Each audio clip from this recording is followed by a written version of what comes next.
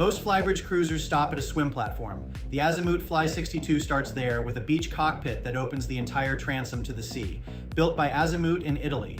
GRP hull construction on a planing hull, 17.2 degrees of dead rise at the stern, 22 degrees amidships. Exterior lines by Alberto Mancini, drawing from automotive and SUV design, forward-leaning volumes, clean, uncluttered surfaces that break from the typical Flybridge silhouette.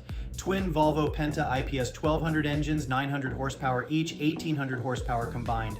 Top end 30 knots, cruise at 25 knots, step up to the optional IPS 1350 package, and those numbers climb to 32 knots max, 26 cruising, fuel capacity 740 gallons, water capacity 199 gallons, 63 feet 1 inch overall, 16 feet 8 inches beam, 5 feet 4 inches draft, 39 tons at full load displacement, a foredeck lounge forward, an open cockpit aft, and Cat B NMMA certification throughout. The beach cockpit is the headline feature, the transom lowers, the sofa opens outward, and the aft deck becomes a sunbathing platform with no barrier to the sea, connecting directly into the saloon.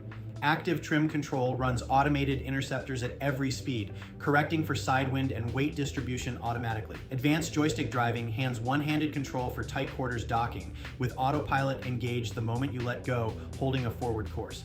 3 cabins, 3 heads, berths for 6 guests plus 2 crew. Fabio Fantolino's interior opens the salon to the sea, free of visual barriers in a clean, essential design language.